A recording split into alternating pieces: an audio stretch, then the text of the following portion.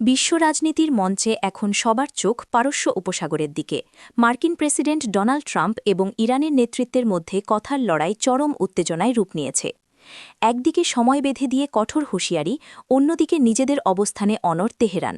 এই দুই মেরুর অবস্থানে সাধারণ মানুষের মনে একটাই প্রশ্ন, শেষ পর্যন্ত কোন দিকে যাচ্ছে এই সংকট?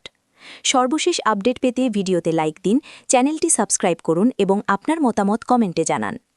যুক্তরাষ্ট্রের দেয়া মঙ্গলবার রাত ৮টার সময়সীমা যত ঘনিয়ে আসছে ততই বদলাচ্ছে পরিস্থিতির হিসাব।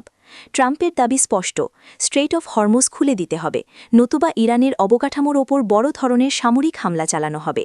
তবে তেহরান দমে যাওয়ার কোনো ইঙ্গিত দেয়নি। সামরিক বিশেষজ্ঞদের মতে ইরান এবার সরাসরি যুদ্ধের বদলে স্তরভিত্তিক অসম কৌশল বেছে নিতে পারে।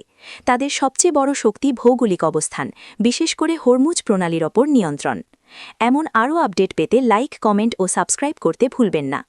বিশ্লেষকদের মতে স্মার্ট মাইন, জিপিএস জ্যামিংয়ের মতো প্রযুক্তি ব্যবহার করে ইরান চাইলে এই গুরুত্বপূর্ণ রুট অচল করে দিতে পারে। এতে বৈশ্বিক তেলের বাজারে বড় ধরনের ধাক্কা লাগতে পারে এবং দাম ব্যারেল প্রতি $200 ছাড়িয়ে যাওয়ার আশঙ্কা তৈরি হয়েছে।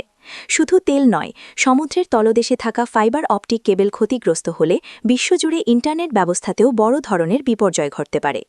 একই সঙ্গে ইরানের মিত্রগোষ্ঠীগুলো সক্রিয় হয়ে উঠলে মধ্যপ্রাচ্যের বিভিন্ন অঞ্চলে একযোগে উত্তেজনা ছড়িয়ে পড়ার আশঙ্কা রয়েছে।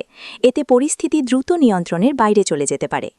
আপডেট মিস না করতে এখনই লাইক, কমেন্ট ও সাবস্ক্রাইব করে আমাদের সাথেই থাকুন।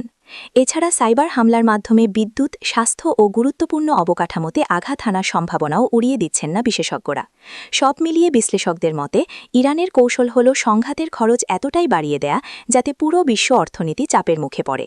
শেষ পর্যন্ত এই কূটনৈতিক ও সামরিক স্নায়ুযুদ্ধ কোন দিকে মোড় নেয়, এখন সেটিই দেখার বিষয়।